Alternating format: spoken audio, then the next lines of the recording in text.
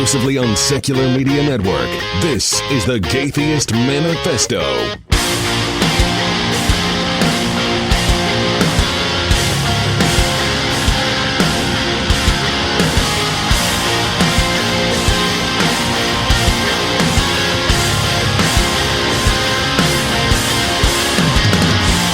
Hello and welcome to the Gaytheist Manifesto, your source for news, commentary, discussion, and debate at the intersection of the atheist movement and the LGBT rights movement. I am your host, Callie Wright, flying solo this week because this was sort of an impromptu episode, doing something a little different than I had originally planned.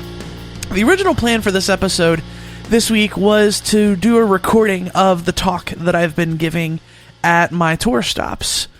And to be honest, the talk is basically the things that if you listen to the show, it's nothing that you haven't heard a million times before. It's kind of the case for the reasons that I do what I do and the reasons that I think the confluence of LGBTQ and secular activism are important.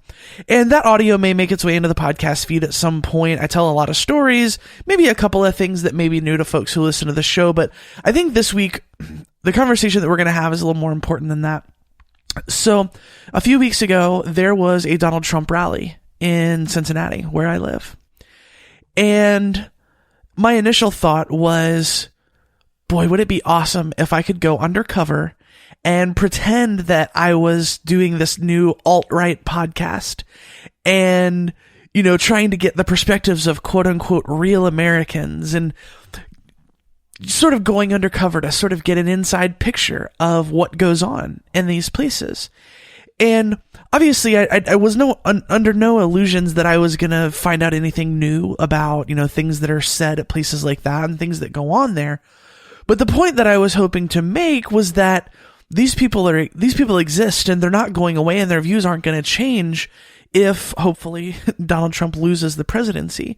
So we can't rest too easy after the election, even though it looks like Hillary Clinton's going to win by a landslide. So that was my thinking. And I have to thank Celeste mostly for talking me out of it, because I really don't think that I would have been okay emotionally or psychologically, and maybe not even physically going there. But after this, I'd invited my friend Adam Collins to go with me. Adam's a good friend, someone I love dearly. And I said, hey, do you want to go do this thing? I need somebody there for protection, for safety. And he enthusiastically agreed. And then I bailed on him. And he was talking to a mutual friend of ours named Matt and saying how sad it was that somebody doesn't feel safe going to one of these things. And I don't want to elaborate too much on the conversation because it gets laid out in my conversation with Matt. But Matt sent me a message basically saying, wow, there are people in society who aren't as free as I am, and that's not okay, and I want to do something about it. And I said, awesome, let's talk, let's have that conversation, and would you be okay with me recording it and making it an episode of the podcast? So I thought that conversation was a little more important than the talk that I'm giving that says basically all the things that all of you have heard before. So this episode today is going to be my conversation with my friend Matt. All right, Matt. So the message that you sent me reads like this, and I want to read the message for context so folks know, what's going on. So you said, I was hurt and saddened and angry. Adam said one of his friends was going to go to the Trump rally, but they wouldn't feel safe, and that's the only reason we need to make sure he doesn't win. I remember you saying the same thing to me at the ARC encounter, and it stuck with me. Certain people can't go to the same places as me, and that isn't freedom. Mm-hmm. And then, and then I agreed, and I informed you that I was the friend that Adam was talking about in that conversation, and your response was, stupid question, but serious question, how can a white cis guy do anything? Can we change the world? I feel like taking the easy approach isn't doing anything, and I hate getting involved in political debate, but reality is reality. So, do you want to just kind of expand on your thinking there? Sure. Well, like I said, it stuck with me. We were at the Tri-State Freethinkers ARC Encounter protest, and Eric Hovind gave everybody free tickets, and you said afterwards, because I didn't see you there, and sometimes it doesn't occur to me like, oh, Callie just wasn't there, or I didn't see her. So I asked you, hey, were you at the ARC encounter? He gave us free tickets, and you said, like, I pointed out, or you pointed out, you didn't feel safe there. And I think sometimes I'm surrounded so much in this community of, to me, it just, well, why wouldn't you feel safe there? You're a human being. You're just a person. And I forget sometimes, I guess, that there are people in places certain other people can't go that I can go, just because I happen to be a white male American in 2016 America. And that stuck with me. And I've always, on my Facebook page, or as much as I can publicly, I don't like getting into political debate. Well, right, because it's toxic. Yeah, let's just be real. It really is. Like I said, I'm in the process of making a documentary where I'm trying to get conservatives on the evangelical side to listen to it, and people on the secular side of it. So as much as possible, I'm not trying to create a toxic environment. But the reality of it is, there are places in America certain people can't go because they're not safe. So does that trump? Excuse the no pun intended. Yeah, does that, nicely done. Does that overarch, or is that priority over other details? And like I said to you, I'm the reality of it is, I'm a privileged white cis person, and I could walk into a Trump rally and feel very comfortable, just by looks alone, not so much politically, but I would feel safe. And Adam said, and it ended up being you, that one of his friends would probably go, but it's not a safe environment for them. So yeah, that's why I ask you, what do we do? Yeah, well, and it's interesting because when you sent me that message, I actually hadn't really thought that deeply about it, because I'd spent so much time going back and forth. Like I had this idea, and I was initially really excited about it because I was the one who actually asked Adam to go in the first place. I don't think he was planning on it before. And, and I saw that there was a Trump rally, and I was like, oh my God, it would be so cool to go there, like undercover, and, pretend that I'm starting this new, like, alt-right podcast and get people to, like, be honest with me about, their thoughts on race or their thoughts on LGBT stuff. And I was convinced momentarily that I could pull that off. Mm-hmm. And so, I told my girlfriend that I was going to do this, and she immediately was like, no. And,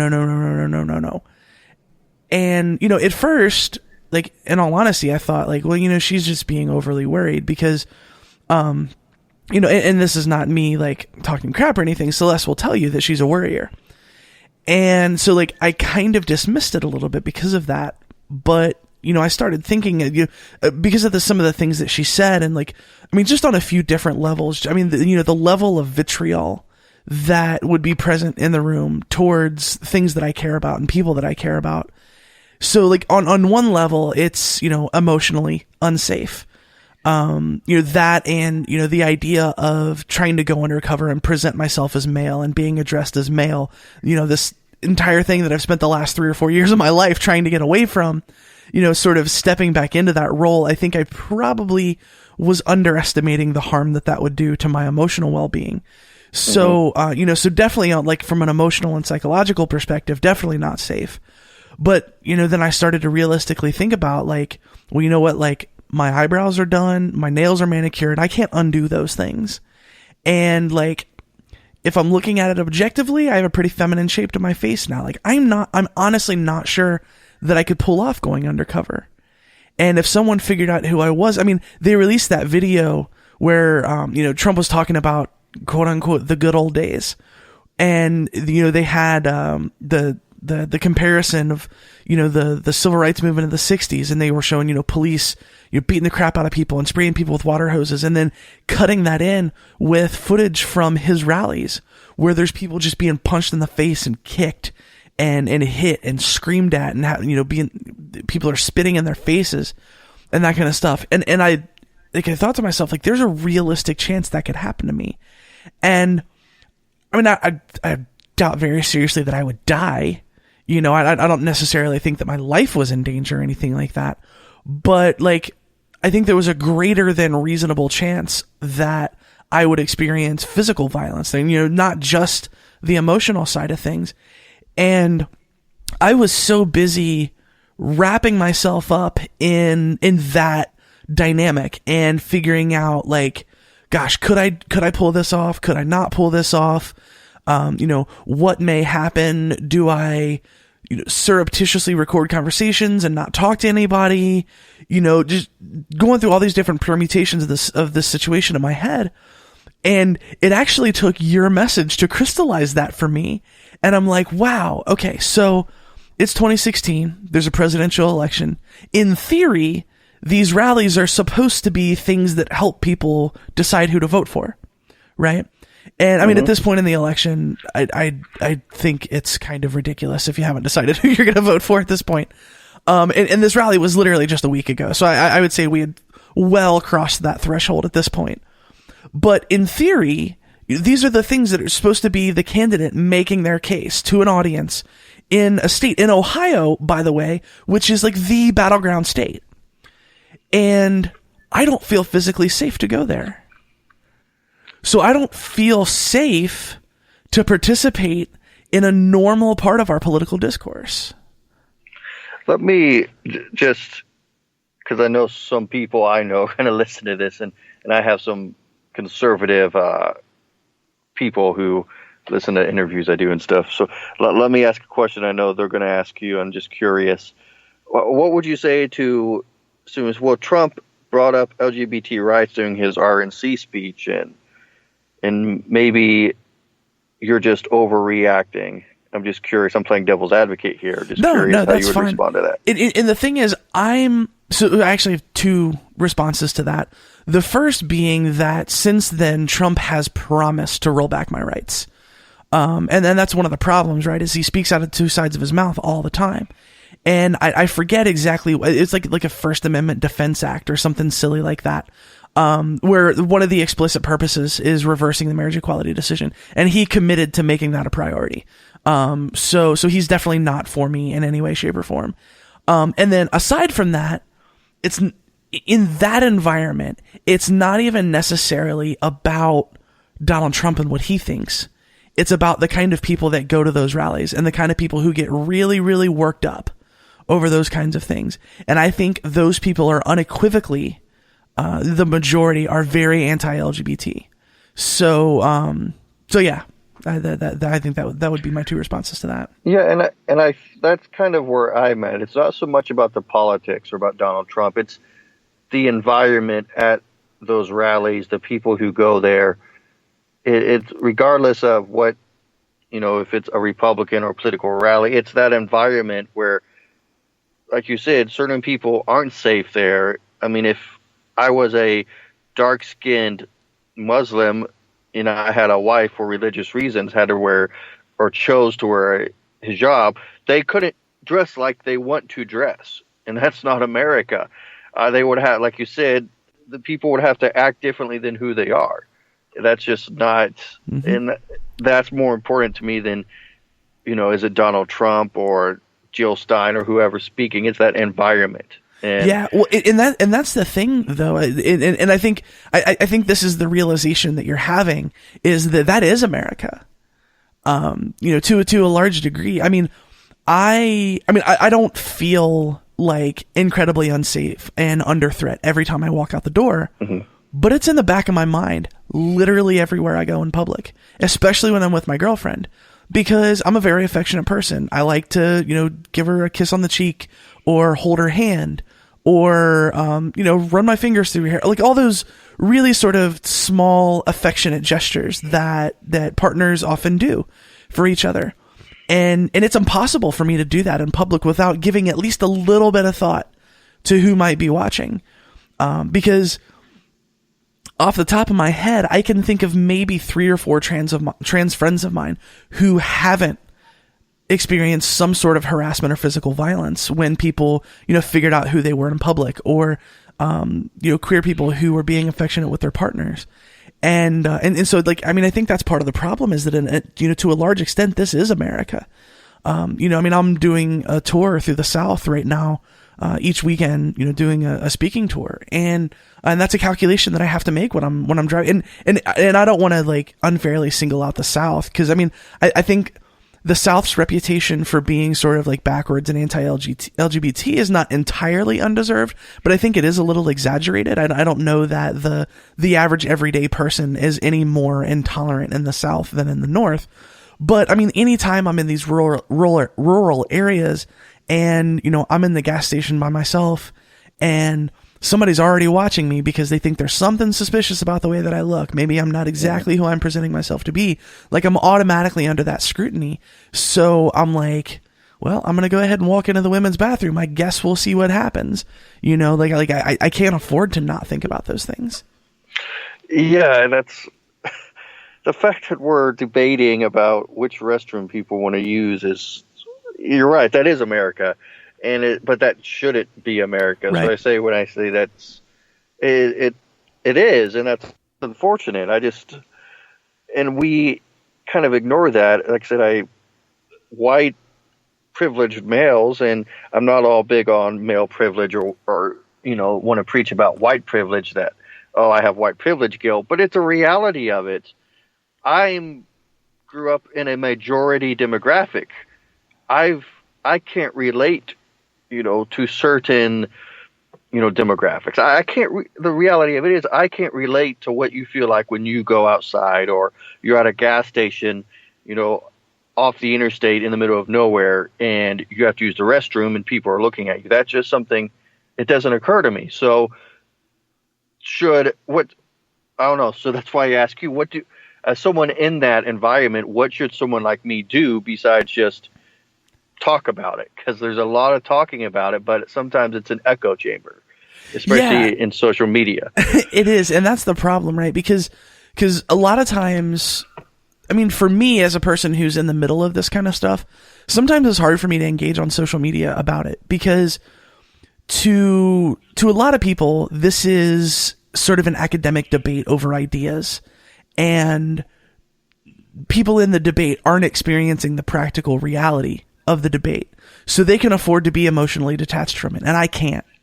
When somebody is quote unquote just asking questions, a lot of times that's not just asking a question for me. I mean, that's challenging the validity of my existence or, giving credence to the idea that I may not actually deserve full and equal access to society.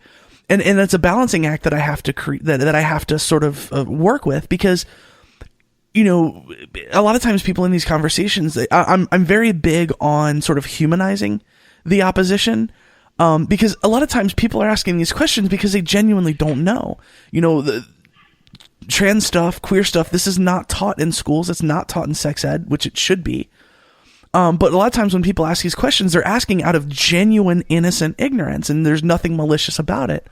But I'm still being forced into the position of having to defend my existence, and it's exhausting. So like it's a really tough line to toe. So sort of I think the sort of overarching answer to that question is, the conversation is important, and that's it's frustrating because when you have those conversations, a lot of times minds aren't going to be changed, because anyone who's studied the psychology of belief and, changing people's minds knows that, like, most of the time, for most people, when you challenge something that they believe in, especially if it's something that they deeply believe in, their initial response is not going to be like, huh, you know what? I guess I should rethink that. Like, their immediate response is going to be to dig their heels in. And I want to, point out that I am equally applying that here. This is equally applies to people like me and, on the hardcore social justice side of the situation. But I think the conversation is important, and I think it's important to not downplay that, because a lot of times when you have these conversations, you plant a seed and you never actually see the end result, which I think is kind of the frustrating part about doing this kind of activism, because I've had people message me, saying things like, listen, I used to be an utterly shit person, And, through a very slow learning process and, listening to podcasts and listening to people talk, like I sort of slowly came to this realization.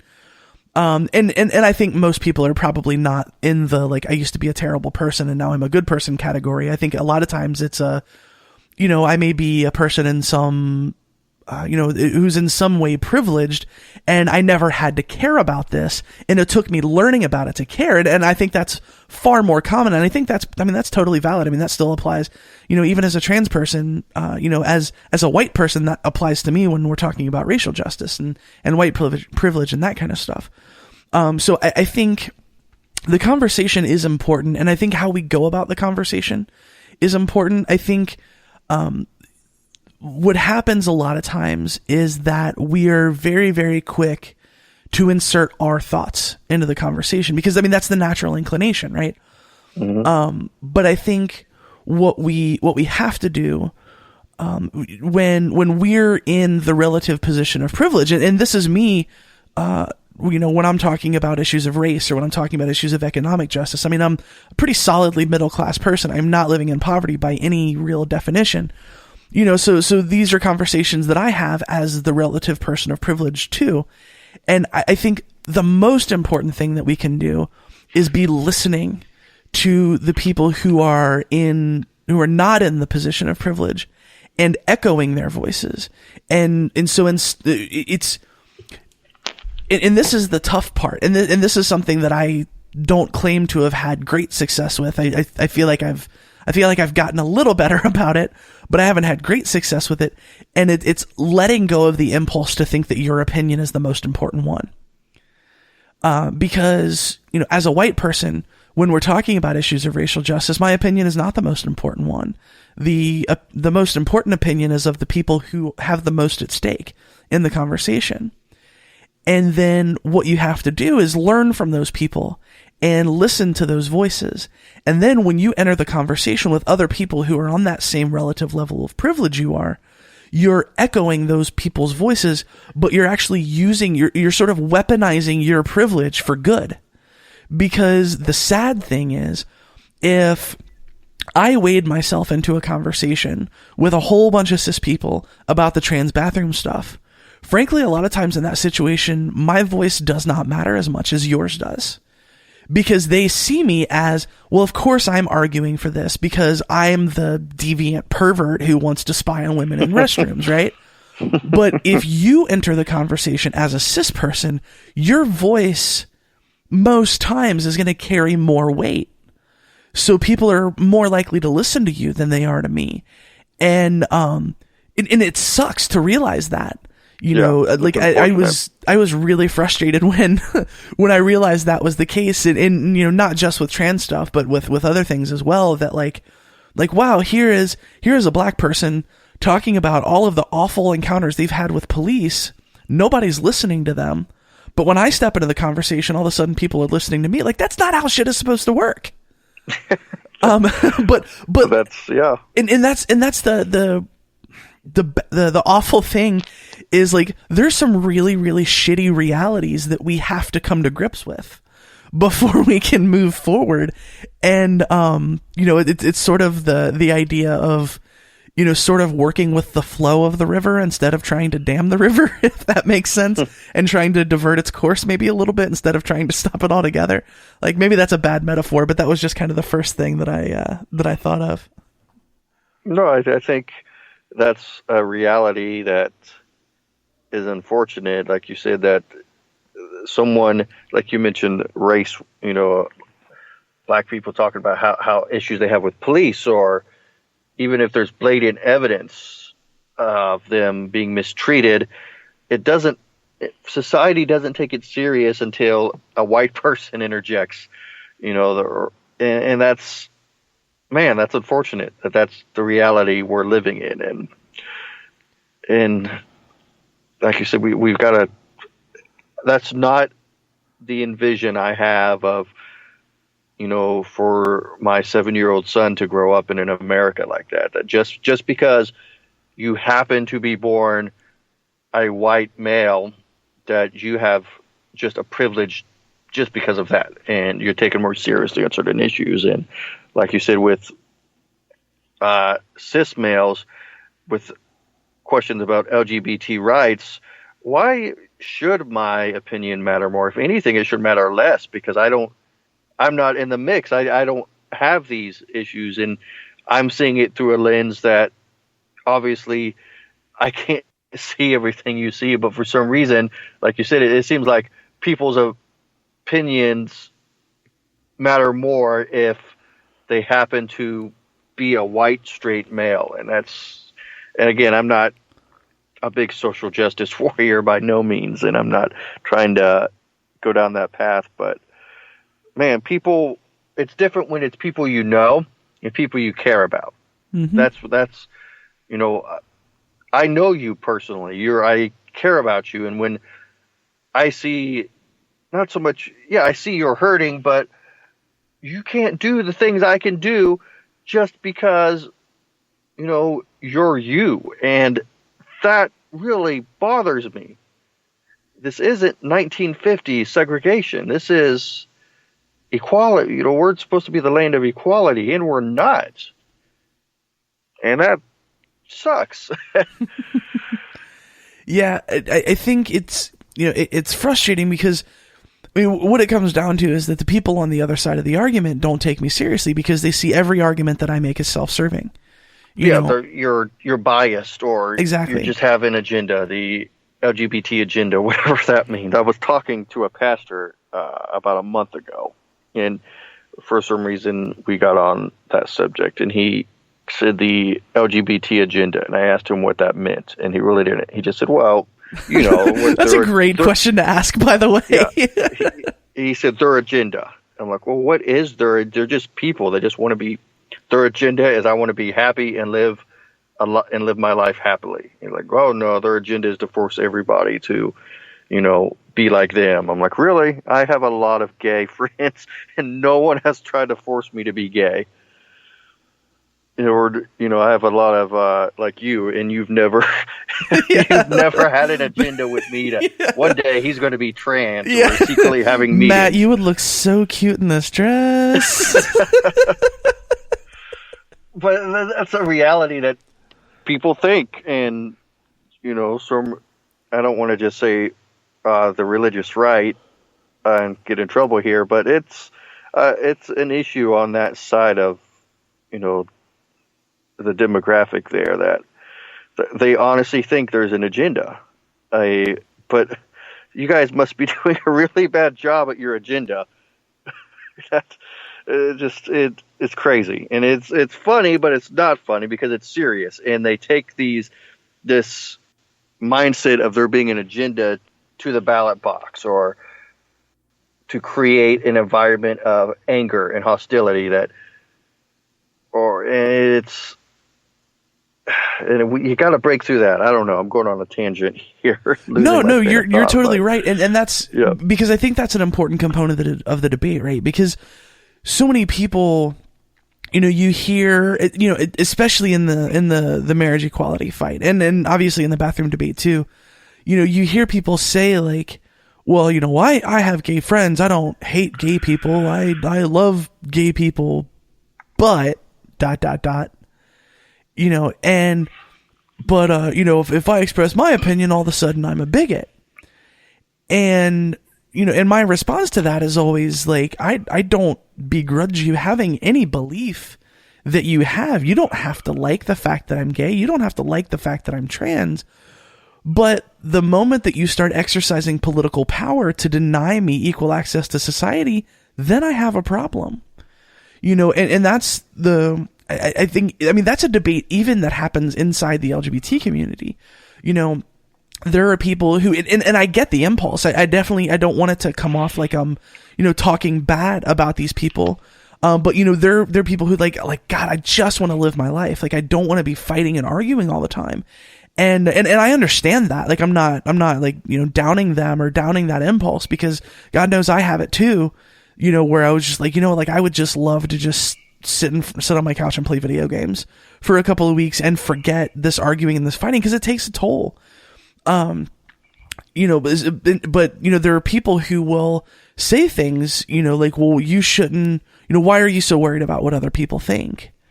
And my response to that is always, because those people vote with their thoughts. They vote with their beliefs.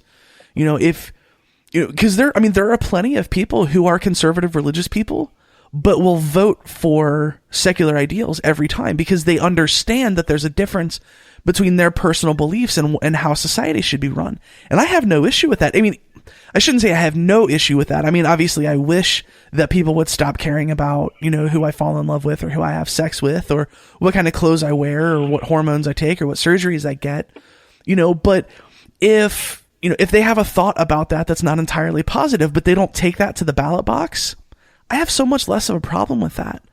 And I think that's kind of a nuance that gets lost in the debate.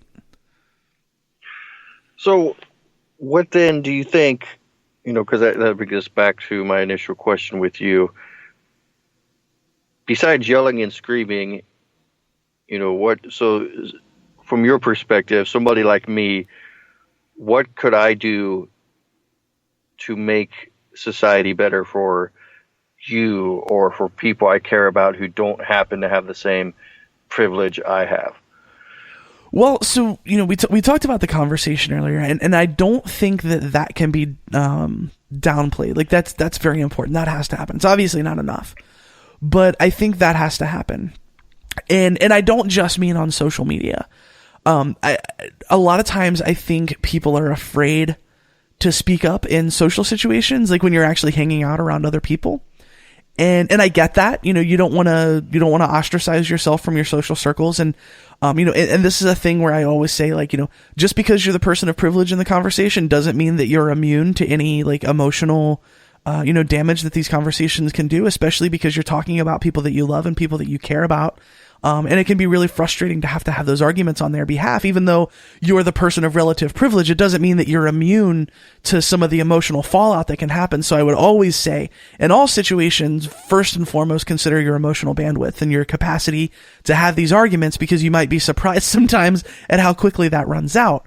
But, one of the things that's kind of the double-edged sword about our situation now is that, these issues are so visible that the conversation's going to come up. Like, you don't even have to go into your group of friends and be like, hey, can we talk about bathroom stuff for a second? Or like, can we talk about like, gay couples' right to adopt kids? Or can we talk about the Employment Non-Discrimination Act? Like, you don't have to be the person to walk into your group of friends and start that conversation. Like, chances are it's gonna come up. Whether you're at work, and obviously, work is a complicated environment. I'm not advocating for anyone to start talking politics at work where it might lose them their job. But, if you're at work, you're in, family situations, you're with your friends, that kind of stuff. I mean, these things are just going to come up. It's in the news. It's a hot issue. It's a hot topic. So you don't even have to start the conversation, and you don't even have to be the one standing on a soapbox yelling about things. But, one of the things that I think could be really important to do is, when you hear somebody make a really bad joke, somebody who's like, for example, making fun of Ann Coulter, saying that she's really a man, or like, oh, look at that Adam's apple on Ann Coulter, she must be a man. Yeah. Like, that kind of stuff. You hear it all the time, and you hear it from like very progressive liberal people, and they don't realize that that's insulting to people like me. Because, a woman looking masculine is apparently a really bad thing when you apply it to Ann Coulter. Well, if a woman looking masculine in any way is a really bad thing, it's a bad thing for anyone in that position.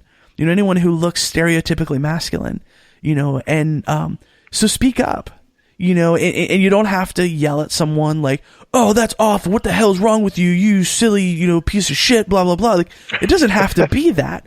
It can just be like, wow, that's not really funny. And it can even be as simple as you not laughing at the joke. Because something that I have found, and it's actually gotten back to me that some people have sort of had one of those like, wow, she's not the same person she used to be. When people make those kind of jokes, a lot of times I don't necessarily speak up and be like, wow, that's not really funny. I'll just be visibly the only person in the room not laughing at the joke. So somebody can look at it more. Exactly. Because that gets the person thinking. You're not immediately coming at them and challenging them and, pushing back at them. you're just being sort of visible as the person who doesn't think it's funny. And that immediately gets them thinking like, wow, are they not laughing? And, did they think it's not funny? Blah, blah, blah. And they might even ask you why you weren't laughing. And then they've started the conversation. So now you're not the person in the conversation doing the like, oh gosh, here he comes with his activism and his social justice warrior crap.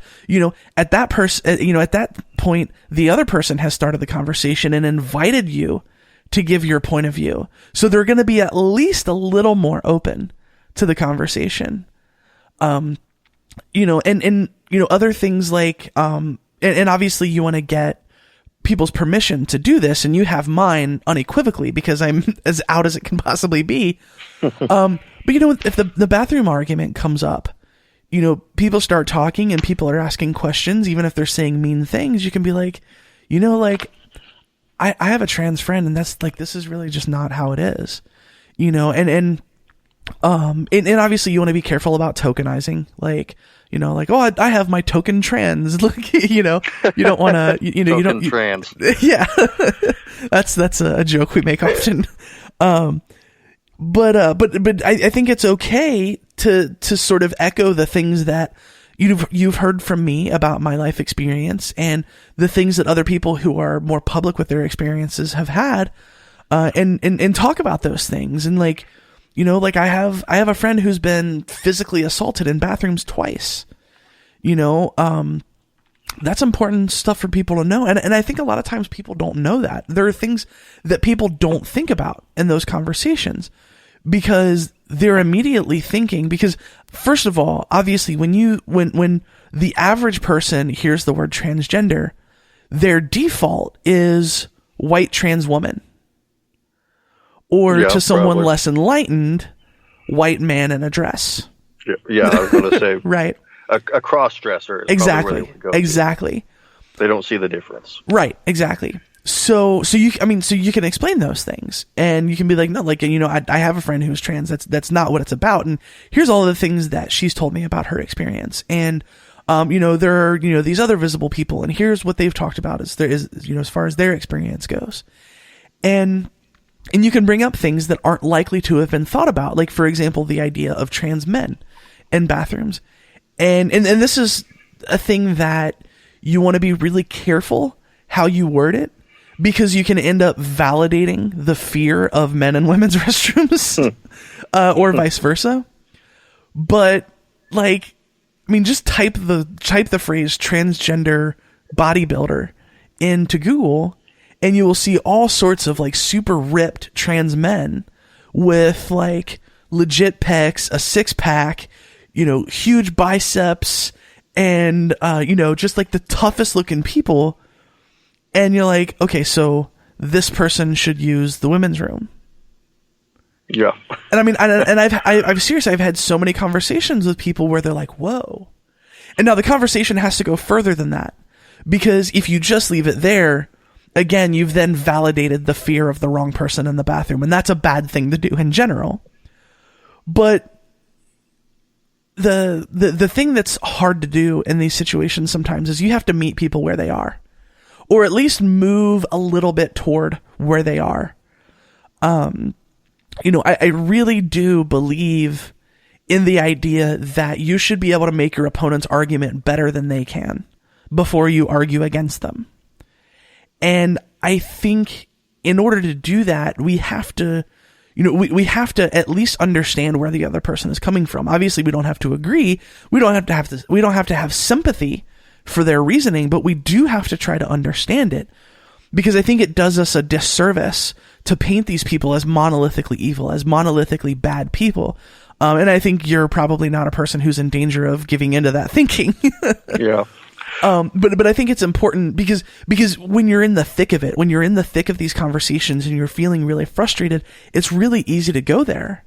It's really easy to be like, what the hell is wrong with you, you unbelievable piece of shit?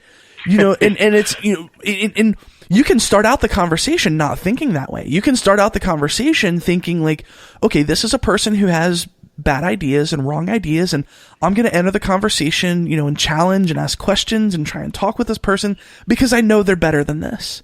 And then you enter the conversation and it gets so frustrating, and then you can very easily devolve into that thinking.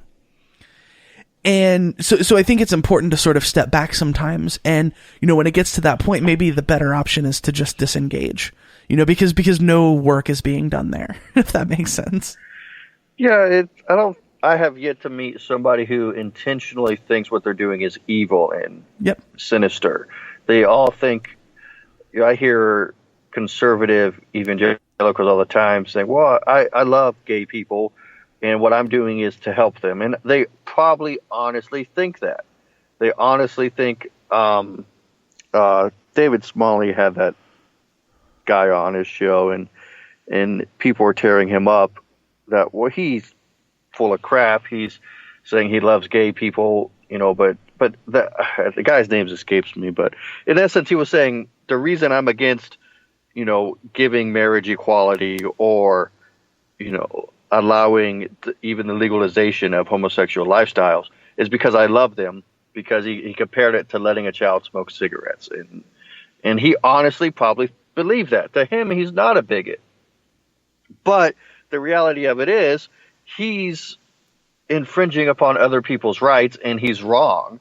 And he's wrong because his statistics are just not backed by science. His philosophy is endangering human rights. And it's so, again, to go into a conversation that, well, you're just a bigot and you're purposely trying to hurt people. I don't think, like you said, it's not productive. Exactly. And I actually had a really great conversation with one of Eric Hoven's guys at the Ark Encounter. And I was so mad that I didn't get this conversation recorded, because I think it was great.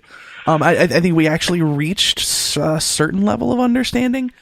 So I think the guy's name was Jake, and he was the guy that was there that was supposed to be like the constitutional expert. And, he and Dan Arrow were talking about the sort of like separation of church and state issues, and that conversation wound down a little bit, and he and I started talking, and, and we were talking about the idea of religious privilege. And, I'm not here to protest the fact that you guys believe in God, even though I don't. I'm not here to protest the fact that you guys believe in a 6,000-year-old universe, or that the flood happened, because it's your right to believe that. And I honestly agree that you should have the right to believe those things, whether or not I think they're wrong. What I'm against is the privileging of those beliefs, and the sort of legal action being taken to privilege those beliefs and sort of force the acceptance of those on other people. And so the conversation sort of started to move toward LGBT stuff, and he seemed genuinely surprised when I was like, like trans kids are literally being kicked out of their houses onto the streets for who they are. And he seemed genuinely surprised by that. And, and I don't know if he was being disingenuous, like, he's the only one who knows that, but he seemed genuinely surprised. He was like, wow, that happens? And I was like, yeah, that actually happens like every day. And he was like, well, does it really make me a bigot to believe that, marriage is between a man and a woman? And I was like, that's kind of a complicated conversation to have. The real question is, do you think that should be the law because it's your belief? And he thought about it for a second, and I was like, before you answer, let me pose this thought experiment, right? Because you believe in legislating the Bible. And he said, yeah. And I said, well, blasphemy is forbidden by the Bible. Blasphemy is explicitly protected by the First Amendment, and you believe in the First Amendment. So how do you deal with that? And he got real thoughtful for a second, and he looked at me and he goes, yeah, so I guess all speech shouldn't be free, huh? And I was like, wow, that was a really, really startling admission to hear from somebody. Like, because I think asking questions like those, when what I really like to do a lot of times is sort of when we're debating a question, I like to sort of pose an analogous question that has less emotional weight to it. And, and in that situation, it's, you believe in the First Amendment, and the First Amendment explicitly protects my right to blaspheme your God. And, as far as I know, you're not trying to repeal the First Amendment, right? And so, I think that's kind of a good way to sort of get people to recognize some cognitive dissonance a little bit. Yeah, and so much of the Ten Commandments, like the vast majority of them, are just blatant violations of American rights.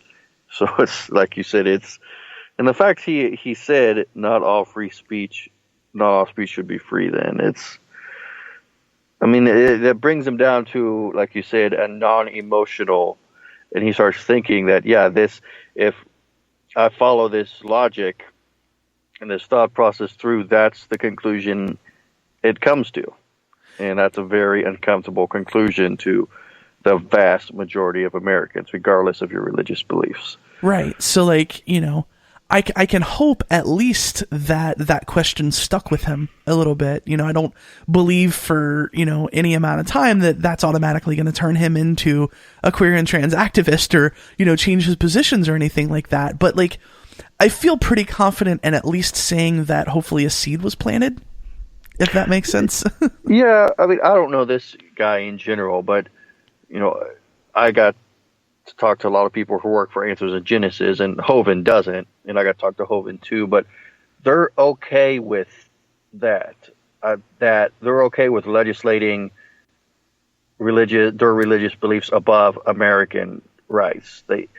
Ken Ham always writes all the time that, Ken Ham would probably come out and say he thinks blaspheming against God should be illegal, and he would justify it because of how unhealthy it is for et cetera, et cetera. So that may have been a realization of this guy, but it may have been a realization like how he worded it, like, maybe America is wrong and that all speech should be free, as opposed to, the other way around, if that makes sense. And that's what concerns me with, that the people who have such a dogmatic view that my religious book is the highest moral authority. You showed me something in my religious book that the vast majority of people would find immoral. Therefore, the vast majority of people are immoral, and I need to change that. Does that make sense? Yeah, absolutely. Well, and the thing is, too, I think even if it doesn't make that person change their mind or rethink what they're thinking, it gets them to be more honest about what they actually believe. Yeah. Because I think, I think what it can do, because I think there are a lot of people who don't engage in these kind of things because they don't realize how bad it is. And when you can get someone to admit, like, what, I actually don't believe in free speech, then that can then galvanize people into action where it may not have galvanized them to action before. So, I think in that particular situation, a lot of times it comes down to the idea that when you're debating with someone, you're not really debating for the benefit of the person you're debating, because you're probably not going to change their thinking. Yeah. You're debating for all the people who are watching who aren't dug in as deeply into those positions, who might have some legitimate questions and whose mind might be changed by your argument or your evidence. And I think that's probably an important illustration of that, because there are a lot of people who are probably on the fence. There are people who are apatheists, right? People who are, I'm an atheist, but I don't really care about politics. I don't really care to argue religion with people and that kind of stuff. But if you can get someone in a prominent position, like a person in Eric Hovind's organization, to say, I actually don't believe in free speech. That can cause an awakening moment in someone, like, wow, these people are actually not for free speech. And that's something that I value. So now I got to get involved. Yeah, and that's something obviously all Americans should value. This was their constitutional expert, and he said this, which it doesn't surprise me knowing Hovind. Right, exactly. That's why I said supposedly a constitutional expert, because I should have asked. Well, I wasn't the one really talking with him about constitutional stuff and separation of church and state stuff, but I really should have asked him what his actual credentials were, because I have a feeling I've done lots of reading on the internet. It's as far as it goes. Or he may have a legitimate law degree, who knows? But, which is even more scary. Yeah, there's legitimate PhDs who work for Answers in Genesis, and that in their 6-day creationist. So if they're out there. Awesome.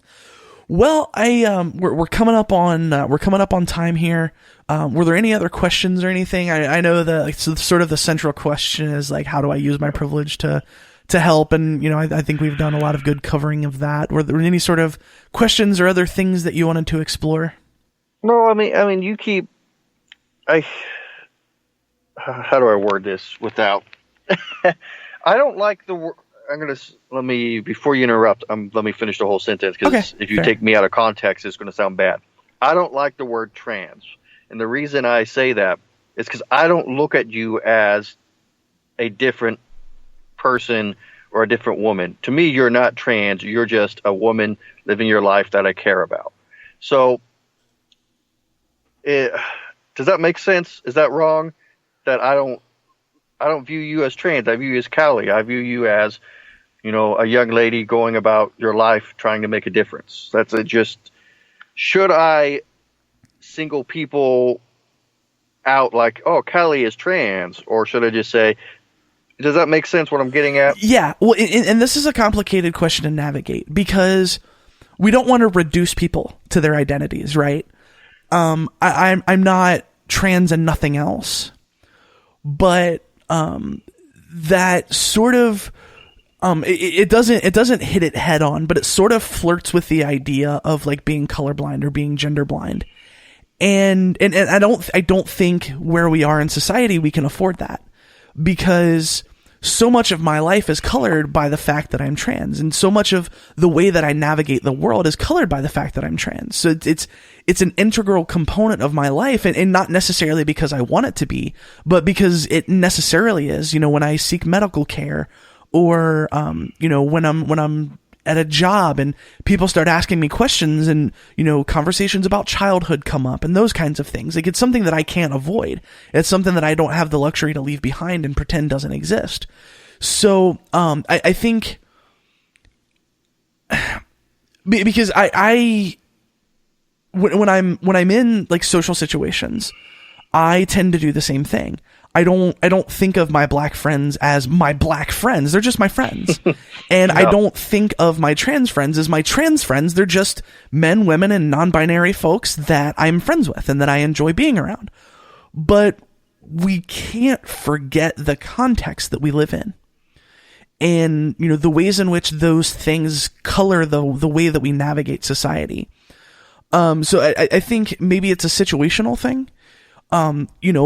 Because on an interpersonal level, like, I just like you. You're my friend. You're someone I enjoy talking to. You're someone that I, whose friendship I appreciate. And you likely feel the same way about me, like you said. But in certain situations, I think it is important to think of me as your trans friend, because of all of the issues that we've been talking about here. So it's kind of a complicated interplay. Like, does that make sense? Yeah, I guess my goal is to one day we wouldn't need LGBT rights. We would just need human rights. And right. You would just be, I wouldn't have to worry about trans rights. We would call it human rights. Mm-hmm. And how do I get to that goal? And I guess the reason I say I don't like the word trans is I wonder if that's hindering getting to that goal. But like you said, it's situational. Well, right. And I think what we have to think there is, because I've had people say that to me, and you're asking it as a question, which I appreciate, but there are people who just throw that at me like, well, we're not going to fix anything if we keep dividing people by labels. And my response to that is always, what problem has ever been solved by ignoring it?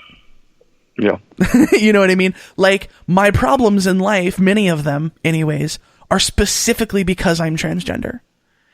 And we can't erase that from the conversation and expect things to get better. I'm nervous when I go to a new doctor because I'm trans. I'm nervous when I go to a new job because I'm trans. I'm nervous when I go out in public because I'm trans, because I'm queer, because I'm affectionate with another trans woman in public. These are things that I cannot escape. I can't get away from. Obviously the goal is to do that, the goal is for being trans, for being queer, for anything else to be literally no more significant than being left-handed. Like, being left-handed is a thing that most people aren't, but if you are, like, you're like the subject of someone like, oh, left-handed, I bet your handwriting's horrible. Like that's as bad as it gets for a left-handed person. You know what I mean? And obviously the end goal is to get there with, with marginalized people who are members of minority groups in one way or the other. But I think we have to recognize as a society, we're not there. And if we have, if we're to solve these problems, we have to be able to name them, and we have to be able to name them specifically. And, racism, homophobia, transphobia, so on and so forth. So no, I don't think that, I don't think that does it a disservice to name the problem, because that's really what we're doing, is we're naming the problem. We're giving it a name so people know, like, okay, in this situation, transphobia is the issue. Because, if I go to a doctor, like, for example, I have a friend who went to the emergency room because she thought something was wrong with her heart. And because her identity documents didn't match the way that she was presenting outwardly, she was denied treatment because because the hospital decided that she was defrauding them. Over that? Yeah. So if she comes back to the doctor with, well, I'm just a human being, that doesn't mean anything. That's not an argument. And I think a lot of times that's the way that people tend to approach these things. Like, well, you're just a human being to me, and it's fine, but to a lot of society, I'm not. And we have to recognize that, and we have to, we have to navigate these situations in those contexts. Absolutely. Well said, Callie. Thank you. Can you tell I have these conversations a lot? No, this is fun. Most of podcast interviews I just talk about Jesus for an hour, which is fun. I could talk about the historical Jesus all day, but this is a good. I like this. It's change of pace for me. So yeah, well, and I think it's good too, because I think we spend a lot of time on the podcast doing sort of like high level concepts and new things, and I think it's cool to sort of kind of get back to the basic conversation a little bit, and sort of talk about ways that we can do this activism, and ways that people who are in relative positions of privilege can help, and sort of talk about the ways that people sort of come around to having a social and political awakening where they may not have earlier, either because they hear about some situation or it becomes personal in some way. So I think it's an important conversation, and I think it's a good one. So so I definitely thanks for taking the time. I appreciate it. Well, thanks for having me on, Callie. It was always fun to talk to you.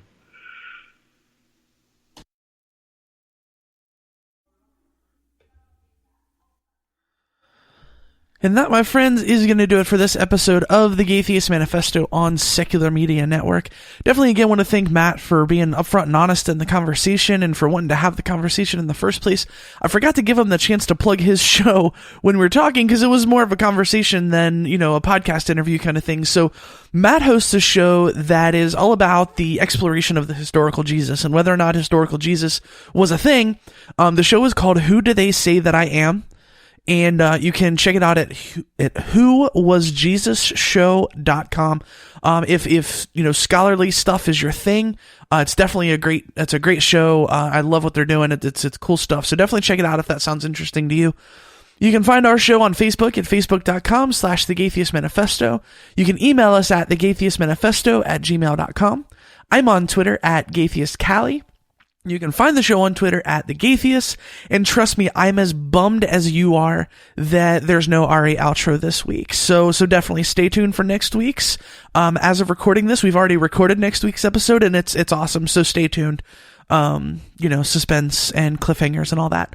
If you want to support the show and the activism we do, you can head to patreon.com/The Gaytheist Manifesto and make a per episode donation as little as $1 per episode. You can also head over to iTunes and give us a 5-star review.